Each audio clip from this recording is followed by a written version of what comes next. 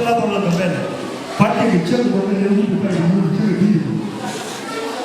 马上我那么跟做主，人家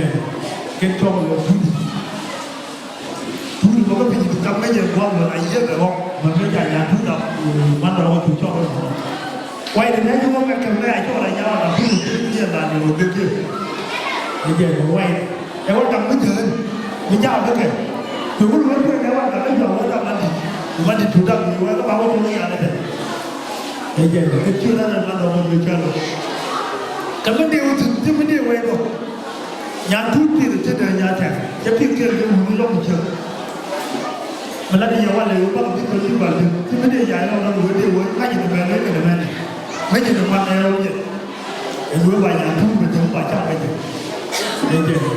ๆแต่ละหัวทุกคนเนี่ยทุกคนเนี่ยแค่ในหัวนี่แหละมันเด็กที่จะเกิดขึ้นไม่จากคุยนั่นเป็นที่อยู่ไอ้รู้ว่าเราต้องรู้ถึงมันเป็นหัวนี่ก็เป็นที่อยู่คุยจุดนั้นแค่นั้นก็เราบ้านคุยนั่นเรารู้ถึงมันแต่ไม่ได้มาถึงภาษาเราคุยแค่พอละเวลาที่คุณรู้ดีที่รู้ดีคุณรู้ที่คุณรู้ที่คุณจับที่คุณถึงควรอย่างทุกยินดีด้วยนะวันนี้ยินดีด้วยกันยังไม่รู้ตั้งโฟนไอ้เจ้าก็ได้คุณหลับมัน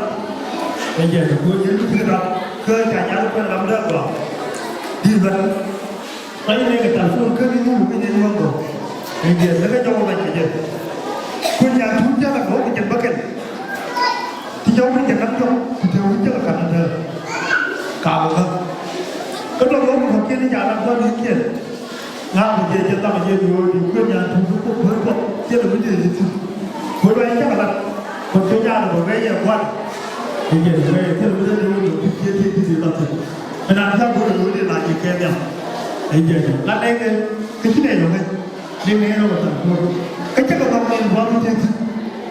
ขั้นในวันของขั้นในกันเนี่ยไอ้เจ้าคุณจะรู้ที่ไหนกันเนี่ยจะมีเราได้รู้ตัวว่าเดี๋ยวเรารู้ว่าอย่างนั้นผมจะเล่าให้เราไม่ได้จะกันเราทำอะไรรู้ที่เป็นคนที่เชื่อเกี่ยที่อย่างทุกตัวเลยไอ้เจ้าที่จะทำได้เราทุกฝ่ายเลยบอกให้เรา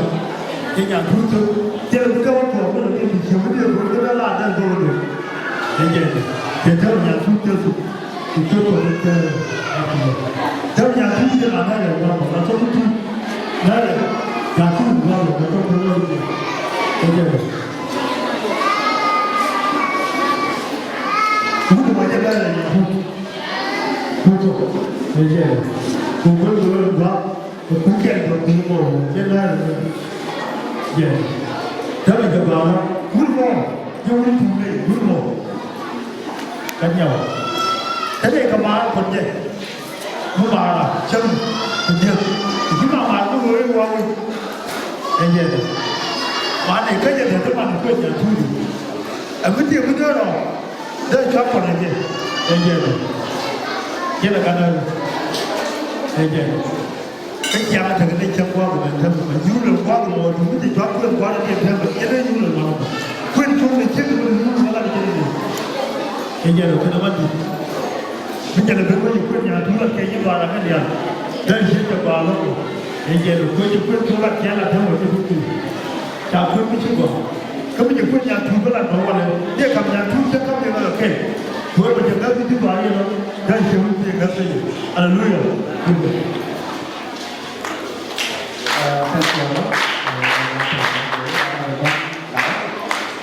quyền cái là luôn rồi để ra làm thật để mình vơ để nó ngoan đấy rồi để lo tiền tiền rồi tiền đặt rồi để mình có làm gì các quan của mình quản lý tiền của tham quan nữa